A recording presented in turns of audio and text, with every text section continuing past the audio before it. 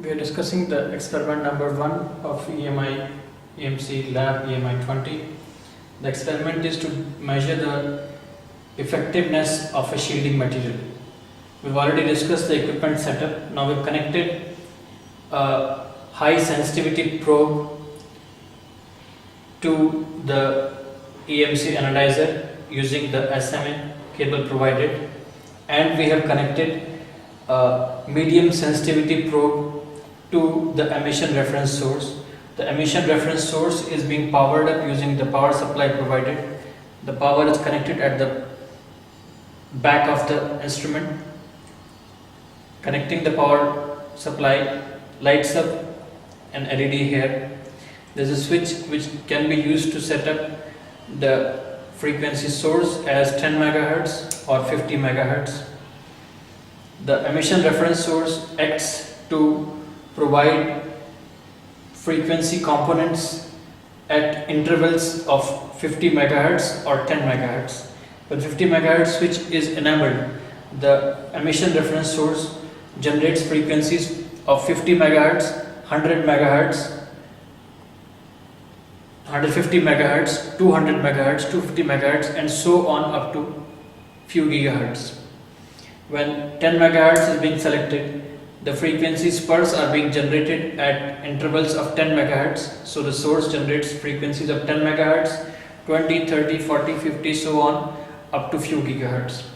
This acts as a reference emission source for the measurement of the EMI training system.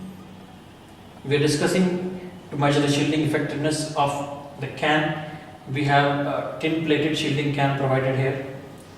I'll set up the frequency to 50 MHz, and as you can see on the frequency on the display of the CRO, a number of spurs are being seen at repeated intervals of 50 MHz. We will select the frequency display as 250 MHz and try to zoom in at one of the test frequencies. You observe as we zoom in, the other frequency components are getting out of the display. Now just one component is being displayed right now. We'll try to keep the two probes coaxial, one on top of each other, and we know that the reference level of the center of the graticule is minus 67 dBm. Now in this condition, this level is minus 57 and this level is minus 47 dBm. Now when we put the shielding can in the path of these probes, we observe that the display level falls down and it comes about 15 dB lower than the previous condition. We repeat that thing again and you see it's about 15 dB less. So the shielding can is providing a shielding effectiveness of about 15 dBs at the frequency of interest of about 250 MHz with this particular test setup.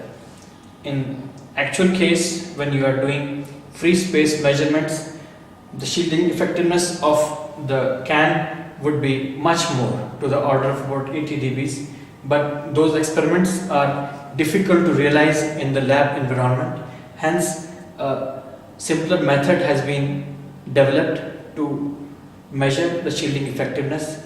The same can be tested for different shielding materials. Some shielding cloths can be tested on the same method.